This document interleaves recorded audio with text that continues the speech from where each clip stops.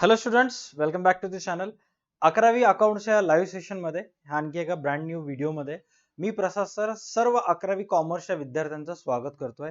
आपल्या 11वीच्या अकाउंटच्या पुस्तकातील अतिशय महत्त्वाचं टॉपिक आहे ते म्हणजे accounting equations. Accounting equations at first स्टुडंटला समजत नाहीयेत, बट एकदा काही सूत्र काही फॉर्म्युलाज पाठ झाल्यानंतर हा जो तक्ता इथं मी कंप्लीट तुम्हाला लिहून देणार आहे फ्री ऑफ कॉस्ट. ते तक्ता लिहून घेणं झाल्यानंतर तुम्ही कोणतेही गणित कधीही करू शकता. बसल्या ठिकाणी तुम्हाला सर्वचे सर्व गणिताचे सूत्र लक्षात राहतील आणि 11वी प्रथम सत्राच्या परीक्षेमध्ये जे 10 मार्क्स आहेत ते तुमचे फिक्स होतील. राईट.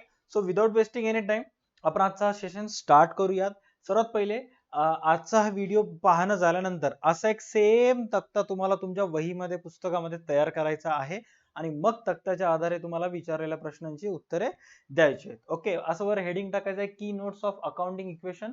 10 मार्काला कंपल्सरी एक्झाम मध्ये येतो. ओके, चला याला थोडंसं मी वर करतो म्हणजे 9च्या 9 जे ट्रान्झॅक्शन्स आहेत ते तुम्हाला ऍट ग्लान्स ऍट वन्स दिसतील. ओके, चला सर्वात पहिले इकडे लक्ष द्या. इकडे अकाउंटिंग इक्वेशन सांगितलेलं आहे.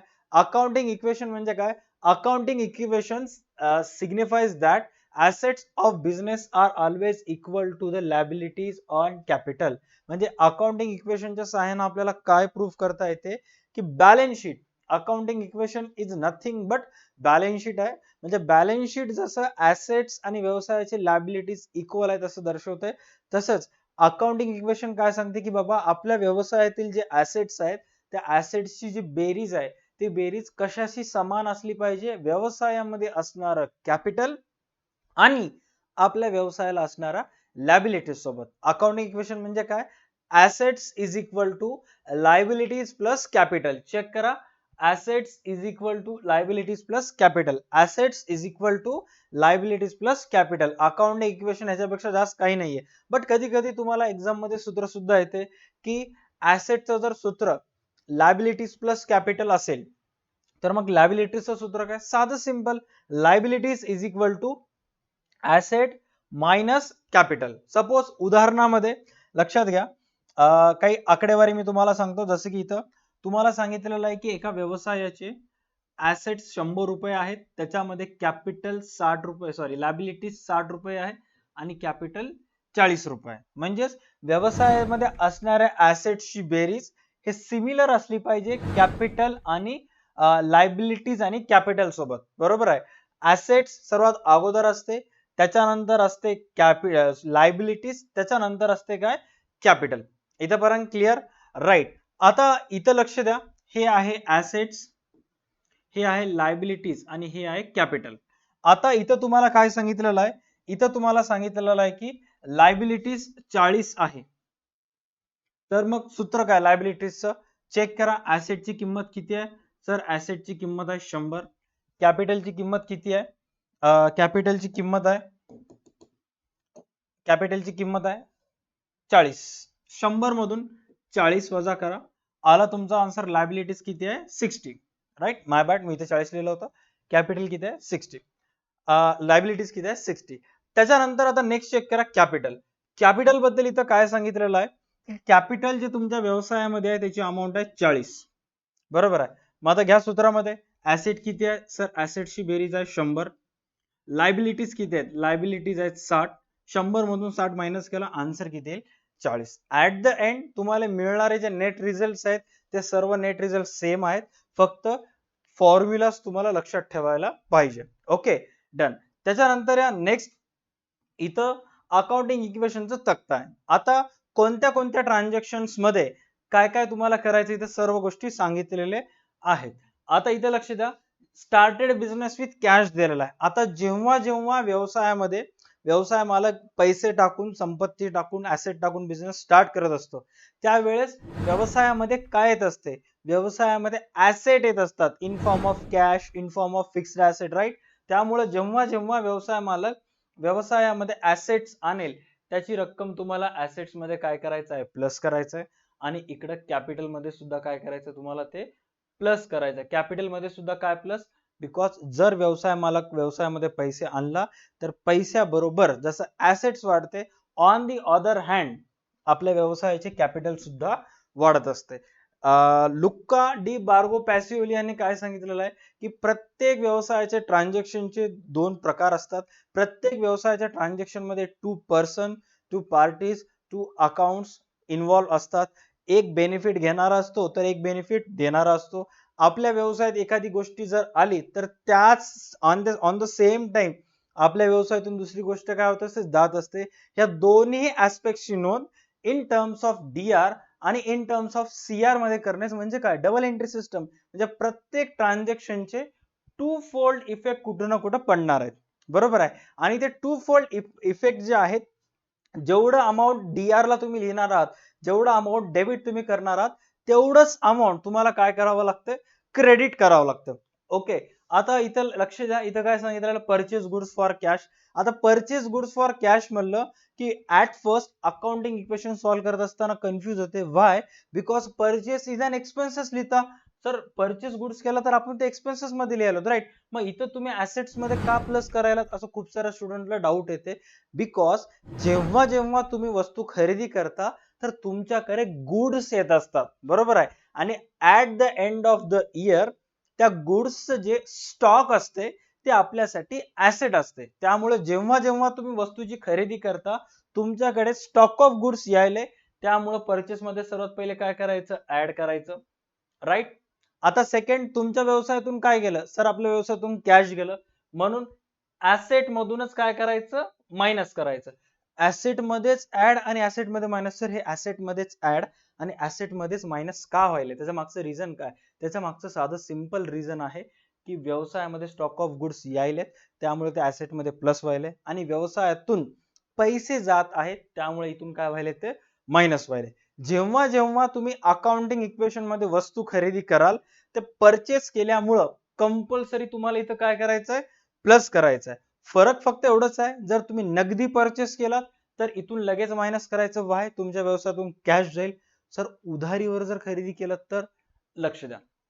Purchase goods on credit. Purchase goods on credit म्हणलेलं आहे तर सर्वात अगोदर इथं ऍड करायचं. सर तुम्ही इथं ऍड का केलात? व्हाय? बिकॉज तुम्ही वस्तूची खरेदी केलात, राईट? वस्तूची इथं तुमच्या मार्फत परचेस झालेला आहे त्यामुळे इथं परचेस मध्ये ऍड केला, स्टॉक ऑफ गुड्स आलं. आता मला सांगा ते स्टॉक ऑफ गुड्स जे खरेदी केला त्याच्या बदल्यात तुमच्याकडून कॅश गेलं का? नाही सर, आपल्याकडून कॅश गेलं नाही. मग तुम्हाला काय करायचंय, कॅश गेलं नाही तर इथं काय आता हात लावायचं नाही. मग आता सर कॅश जर गेलं नाही तर आपण त्या वस्तूची खरेदी कसं केला? उधारीवर केला. उधारीवर म्हणजेच काय, आता आपल्याला तरी कोणाला तरी पैसे द्यावे लागतील. कोणाला पैसे द्यावे लागतील? ज्याच्याकडून खरेदी केला. कोणाकडून खरेदी केला? क्रेडिटर्स कडून. क्रेडिटर्स खरेदी केल्यानंतर क्रेडिटर्सला देणं असलेली रक्कम वाढली. क्रेडिटर्स आपल्या व्यवसायासाठी काय आहेत? साधं सिंपल लायबिलिटीज आहेत. त्यामुळे इथं सुद्धा काय होईल प्लस होईल. म्हणजे जेव्हा जेव्हा तुम्ही वस्तूची खरेदी उधारीवर करता त्या प्रत्येक वेळेस तुम्हाला लायबिलिटीजला प्लस करायचं. Why? Because of increase in creditors. तुम्हाला आता उधारीवर खरेदी केला, पैसे द्यायचं वाढलं. दोन्ही मध्ये जर ऑब्झर्व केला तर इथं एक तुम्हाला प्लस दिसायला, इथं एक प्लस दिसायला. ते कशाचं आहे? परचेस केल्यानंतर स्टॉक ऑफ गुड्स आल्यामुळं त्या दोन्ही कॉलम मध्ये ते प्लस होते. फरक फक्त एवढा असेल, जर नगदी खरेदी केला तर लगेच तुमच्या व्यवसायातून काय जातात स्टॉक जातात त्यामुळे लगेच इथून काय कॅश जाते म्हणून इथून लगेच मायनस करायचं. आणि जर क्रेडिट वर परचेस असेल तर कॅश जात नाही त्यामुळे इथं काहीच करायचं नाही. लायबिलिटीज वाढतात त्यामुळे लायबिलिटीज मध्ये काय करायचं प्लस. अंडरस्टूड? करेक्ट. त्याच्यानंतर सोल्ड गुड्स फॉर कॅश. चौथं आणि पाचवं अतिशय इझी आहेत, जास्त काहीच हार्ड नाही आहेत, बेसिक आहेत, व्यवस्थित समजून घ्यायचंय. सोल्ड म्हणजे काय? सोल्ड मीन्स वस्तूची विक्री करणे. आता ते कॅश सेल्स असू दे किंवा क्रेडिट सेल्स असू दे, दोन्हीही टर्म्स मध्ये आपल्या व्यवसायातून वस्तू जात आहेत. मी काय सांगायलो, कॅश सेल्स असू दे और क्रेडिट सेल्स असू दे, दोन्ही परिस्थितीमध्ये आपल्या व्यवसायातून वस्तू जात आहेत.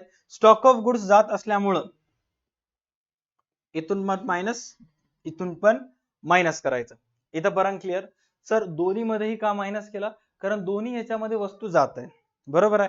आता सर ह्या सिच्युएशन मध्ये आपल्याजवळ सोल्ड गुड्स फॉर कॅश दिलेला आहे म्हणजे वस्तूची विक्री झाल्यानंतर तुम्हाला त्याचे पैसे लगेच येत आहेत. पैसे येत असल्यामुळे ऍसेट वाढत आहे. इथं ऍड करायचं. का ऍड केलात? कारण इथं आपल्याजवळ नगदी पैसे येणार आहेत त्यामुळे ऍड झालं. सर मग आता इथं कसं होईल, इथं तर पैसे आले नाहीत, मग आता इथं काय करायचं, sold goods on credit. Credit म्हणजे काय, आपण कोणाला तरी उधारीवर विकला. आता उधारीवर जेव्हा विकता तेव्हा तो समोरचा व्यक्ती आपल्या व्यवसायाला पैसे देणं बाकी असतो, बरोबर आहे. म्हणजे मी जर तुम्हाला वस्तू उधारीवर विकले तर तुम्ही मला पैसे देणं बाकी आहात. तुम्ही कोण आहात, तुम्ही माझ्यासाठी डेटर्स आहात. डेटर्स हे कशाचं एक्झाम्पल आहे, ऍसेटचं एक्झाम्पल आहे.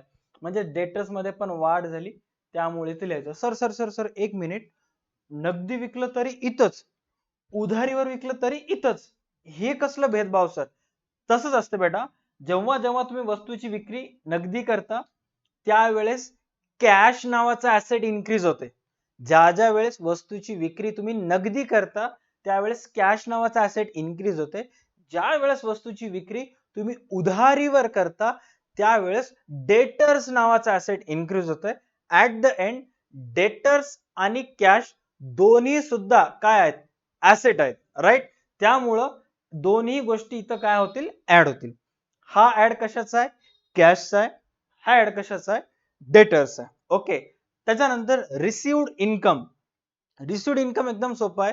रिसिव्ड इन्कम म्हणजे काय, की आपल्याला पैसे प्राप्त होणे. कशाशी रिलेटेड पैसे प्राप्त होणे, commission received, income received, rent received, बरोबर आहे, इंटरेस्ट रिसिव्ड, ह्या असे अनेक गोष्टींमार्फत पैसे प्राप्त होणे. आता ज्या ज्या वेळेस पैसे प्राप्त होतात त्या प्रत्येक वेळेस तुम्हाला ऍसेट मध्ये इथं प्लस करायचं. व्हाय, कारण सर आपल्याजवळ पैसे प्राप्त व्हायलेत, पैसे आले त्यामुळे इथं ऍड होते. पैसे आल्यामुळं व्यवसायाचा कशामध्ये इन्क्रीज झालं, कॅपिटल वाढलं, त्यामुळे कॅपिटल मध्ये पण तुम्हाला इथं काय करायचं आहे, प्लस. ह्याच्या ऑपोजिट, रिसिव्ड इन्कमच्या ऑपोजिट आहे एक्सपेन्सेस पेड. एक्सपेन्सेस पेड म्हणजे काय, की तुम्ही व्यवसायामधून एक्सपेन्सेस पेड केलात. Rent paid, salary paid, commission paid, wedges paid, अशा अनेक गोष्टी तुम्ही पेड केलात, बरोबर आहे. इंटरेस्ट पेड, व्याजाचे पैसे दिलात. पैसे दिल्यामुळे व्यवसायातून काय गेलं, कॅश. कॅश गेलं त्यामुळे ऍसेट मधून मायनस करायचं. कॅश आला तेव्हा आपण प्लस करत होता, आता गेलं म्हणजे ऍसेट मधून काय करायचं, मायनस करायचं. त्यानंतर लायबिलिटीजला काही इम्पॅक्ट पडलं का, लायबिलिटीला काहीच इम्पॅक्ट पडला नाही. कॅपिटल आहे ते कमी झालं का, कारण व्यवसायातून कॅश गेलं, राईट. जर तुम्हाला इन्कम होत असेल तर ऍसेट आणि कॅपिटल मध्ये ऍड करायचं आहे. एक्सपेन्स होत असेल ऍसेट आणि कॅपिटल मधून काय करायचं आहे, मायनस करायचं आहे. Understood, correct. नेक्स्ट या आउटस्टँडिंग एक्सपेन्सेस.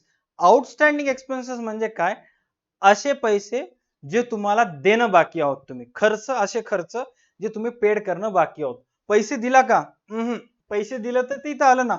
आता आउटस्टँडिंग एक्सपेन्सेस म्हणजे काय, तुम्हाला पैसे देणं तुम्ही बाकी आहात. मग पैसे देणं बाकी आहात म्हणजे ती रक्कम तुमच्यासाठी काय आहे, जोपर्यंत पेड करत नाही ती रक्कम तुमच्यासाठी लायबिलिटीज आहे, त्यामुळे इथं प्लस करायचं, राईट. आणि आज ना उद्या ते पैसे जाणार आहेत, म्हणजे ते पैसे गेल्यानंतर तुमच्या व्यवसायाचं काय कमी होईल, सर आपल्या व्यवसायाचं कॅपिटल कमी होईल, त्यामुळे इथं सुद्धा प्लस करायचं, राईट. आउटस्टँडिंग एक्सपेन्सेस एवढे सगळे समजतात, 8वे 9वे घोळ खातं होऊन जातं का, कारण तुम्ही जेव्हा फर्स्ट टाइम व्हिडिओ बघत असता इथून दिमाग लावायला स्टार्ट करता, इथपर्यंत तुमचं दिमाग चालते, 8व्या 9व्याला दिमाग जाम होऊन जाते. सर दिमाग जर जाम झालं, मगज जर जाम झालं तर कसं करायचं, काहीच करायचं नाही, आणखी एक वेळेस व्हिडिओ बघायचा, विषय संपून टाकायचा. हा, त्यानंतर आउटस्टँडिंग इन्कम. आउटस्टँडिंग इन्कम म्हणजे काय, की असे पैसे जे आपल्याला येणं बाकी आहेत, राईट.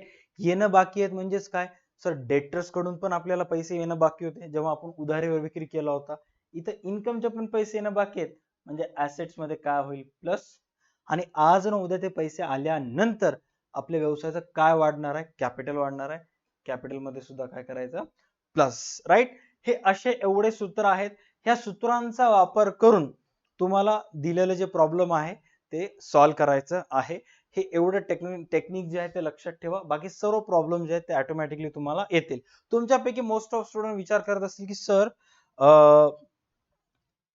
ट्रेडिशनल अप्रोच नुसार, मॉडर्न अप्रोच नुसार तुम्ही जे इक्वेशन होते ते सॉल्व्ह केले नाहीत, ऑलरेडी एलिस बॅच मध्ये सॉल्व्ह केलेले आहेत. महाराष्ट्रातून जवळपास 2022-23 मध्ये आणि 23-24 बोर्डामध्ये 450 पेक्षा जास्त विद्यार्थ्यांनी लास्ट इयर प्लस या इयरला एलिस बॅच सुद्धा जॉईन केलेली आहे. तुम्ही सुद्धा जॉईन करा. त्या बॅच मध्ये फक्त 1000 मध्ये 3 विषयाची प्रिपरेशन होते 2023-24 मध्ये. अर्थशास्त्र, ओसीएम, अकाउंट्स. मे बी पुढच्या वर्षी एसपी सारखे सब्जेक्ट सुद्धा त्याच्यामध्ये ऍड होतील. करेक्ट? राईट. आता नेक्स्ट जो आपला क्लास असेल त्या नेक्स्ट क्लासमध्ये मी तुम्हाला तुमच्या पुस्तकातील ही जी ऍक्टिव्हिटी आहे ते सॉल्व्ह करून दाखवणार आहे. सो तुमच्या सर्व स्टुडंट कडून व्हिडिओ एक्सपेक्टेड आहे की तुम्ही नेक्स्ट जो व्हिडिओ असेल तो सुद्धा पाहताल. आणि त्याच्या अगोदर हे जे रूल्स लिहून दिलेले आहेत, युट्यूब टीचर प्रसाद सर क्लास असं वही पेनवर लिहायचं आहे, तुमच्या पेजेसवर लिहायचं आहे, किंवा DA2 अकॅडमी युट्यूब क्लास नावाची एक सेपरेट वही करायची आहे. त्याच्यामध्ये सर्व व्हिडिओज बद्दल सांगितलेली माहिती लिहून घ्यायची. Okay, done. आजच्या क्लाससाठी एवढंच. भेटूयात नेक्स्ट क्लासमध्ये. तोपर्यंत पाहत राहा तुमचा आवडतं YouTube channel DA2 academy. Tata bye bye, take care and stay connected. भेटूयात नेक्स्ट क्लासमध्ये.